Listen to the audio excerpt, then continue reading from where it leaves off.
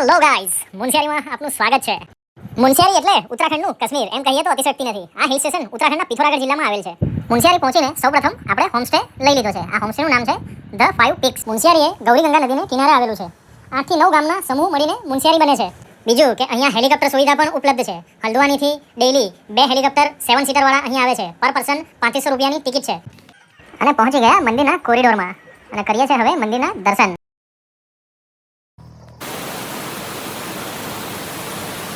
પછી વચ્ચેથી પલવલ થઈને એની ફોર પર ટચ થઈને સુરત.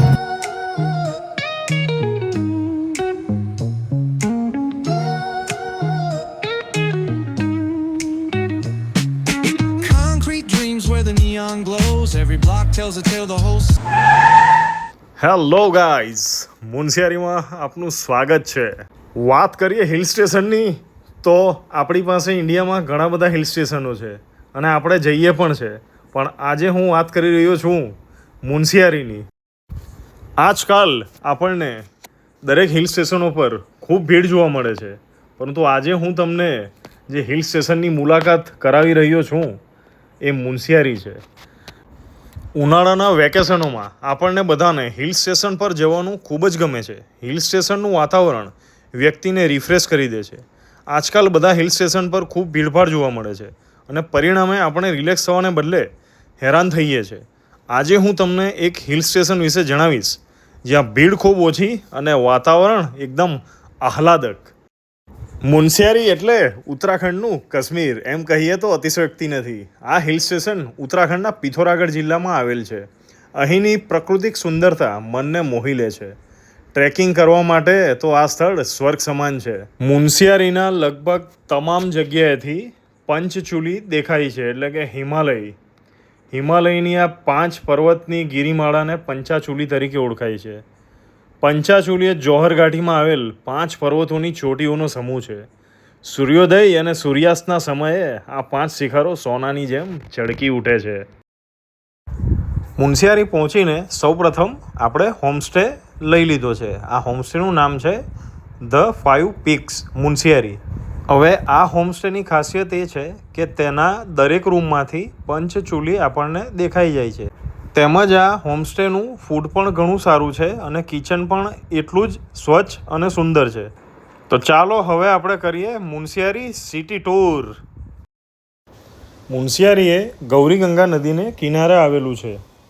8 થી 9 ગામના સમૂહ મળીને મુનસ્યારી બને છે અને મુનસ્યારીને ઉત્તરાખંડનું પ્રવેશદ્વાર તરીકે પણ ઓળખવામાં આવે છે. અહીં ફરવાલાયક લોકપ્રિય સ્થળ છે પહેલું બિરથી ફોલ, જે આપણે મુનસ્યારી આવતા પહેલાં જ ત્યાં જઈ આવ્યા હતા. બીજું અહીંનું મુખ્ય આકર્ષણનું કેન્દ્ર છે નંદાદેવી મંદિર અને ત્રીજું છે ખલિયા ટોપ. તો આ ખલિયા ટોપ 2 દિવસ સતત વરસાદ રહેવાને કારણે અમારાથી જઈ શકાયું નહીં. ખલિયા ટોપ એ ટ્રેકિંગ માટે સ્વર્ગ સમાન છે. લગભગ 20 થી 22 કિલોમીટર જેટલું ટ્રેકિંગ છે અને ત્યાંથી હિમાલયની ખૂબસૂરત પહાડી પંચાચૂલી ના અત્યંત આકર્ષક દર્શન થાય છે. અને આ ટ્રેકિંગ પૂરો કરવામાં લગભગ ટોટલ સમય જાય છે 6 થી 8 કલાકનો. હા, અને વાત કરું મારી તો મારા મત પ્રમાણે જેટલા પણ ઇન્ડિયામાં હવા ખાવાના સ્થળો છે તેમાંથી મને તો આ મુનસ્યારી ખૂબ જ પસંદ આવ્યું છે. અને બીજું કે આ ઓફબીટ પ્લેસ છે, એટલે અહીંયા બધા પર્યટકો આવતા નથી. હા, અને અહીંયા હવા, પાણી, ત્યાંના લોકો તેમજ વાતાવરણ એટલું ચોખ્ખું છે ને કે અહીંયા 2 દિવસ તો શું, તમે 10 દિવસ મહિના સુધી પણ રોકાઈ જાઓ ને તો આ નવાઈની વાત નથી. બીજું કે અહીંયા હેલિકોપ્ટર સુવિધા પણ ઉપલબ્ધ છે. હલ્દ્વાનીથી ડેઈલી 2 હેલિકોપ્ટર 7 સીટરવાળા અહીંયા આવે છે. પર પર્સન 3500 રૂપિયાની ટિકિટ છે.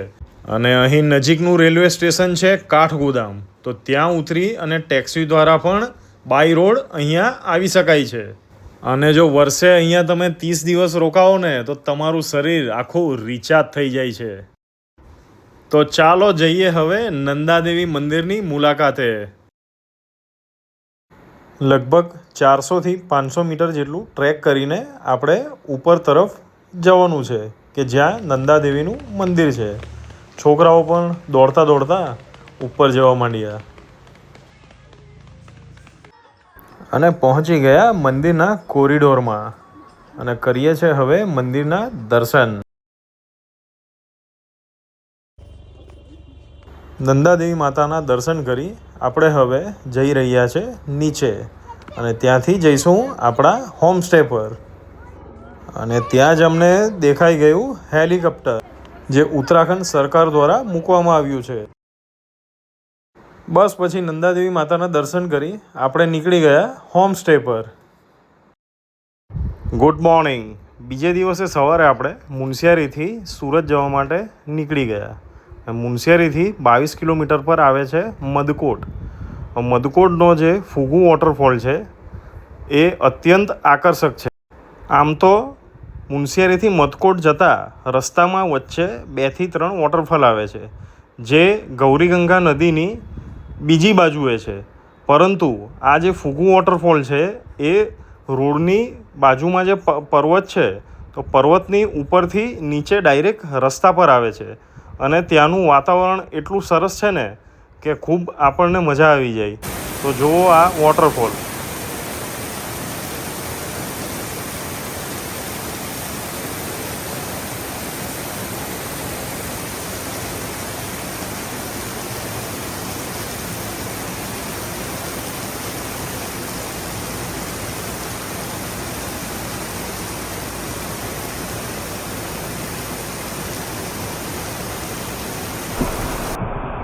આ છે ડેશકેમ વ્યૂ.